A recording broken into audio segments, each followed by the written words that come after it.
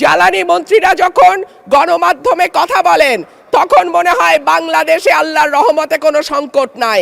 যদি জ্বালানির কোনো সংকটই না থাকে তাহলে এত লম্বা লাইনই বা কেন? ওনারা যদি পরিষ্কার করে বলেন বাংলাদেশে বর্তমানে কত দিনের অকটেন ডিজেলের মজুদ আছে, কতদিন চলতে পারবে, পাম্পগুলো কেন পর্যাপ্ত পরিমাণ তেল পায় না। ব্রাহ্মণবাড়িয়া 2 আসন থেকে নির্বাচিত মাননীয় সদস্য রুমিন ফারহানা। ধন্যবাদ। মাননীয় স্পিকার, আপনাকে অসংখ্য ধন্যবাদ। মাননীয় স্পিকার, কাদম্বরী মরিয়া প্রমাণ করিল যে কাদম্বরী মরে নাই। আমাদের তেলের দাম শেষমেশ বৃদ্ধি হইল মাননীয় স্পিকার, কিন্তু তার আগে আমরা দেখলাম কয়েক কিলোমিটার জুড়ে লম্বা লাইন। আমরা দেখলাম মাঝরাত পর্যন্ত ড্রাইভাররা দাঁড়িয়ে আছে, তারা তেল পাচ্ছে না, কিন্তু সরকারের সেই ব্যাপারে কোনো হেলদোল নাই। আশ্চর্য হয়ে লক্ষ্য করলাম মাননীয় স্পিকার, মন্ত্রীরা যখন সংসদে বক্তব্য দেন তখন তারা অবলীলায় বলেন বাংলাদেশে জ্বালানির কোনো ঘাটতি নাই, কিন্তু মাননীয় স্পিকার যখন তেল নিতে যায় তখন দেখা যায় 3 কিলোমিটার লম্বা লাইন। মাননীয় স্পিকার, সরকার সম্ভবত কিছু পদক্ষেপ গ্রহণ করবার ঘোষণা দিয়েছে। তার একটা হচ্ছে মার্কেট প্লেস 7টা বাজে বন্ধ করে দেয়া।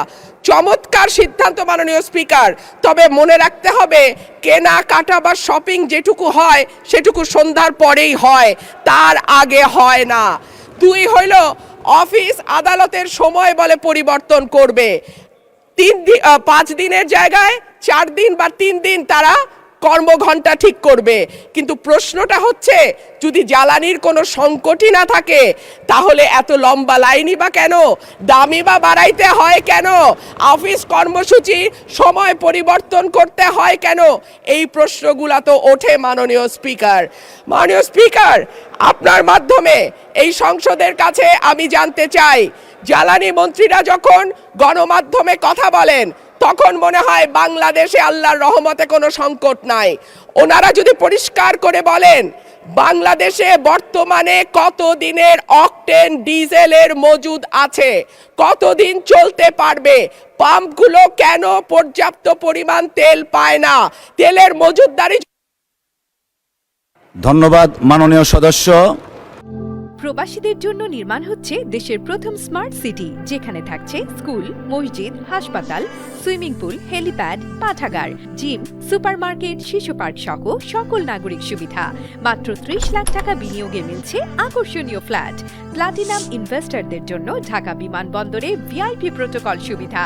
বিস্তারিত জানতে যোগাযোগ করুন স্ক্রিনে দেয়া হোয়াটসঅ্যাপ অথবা ইমো নাম্বারে।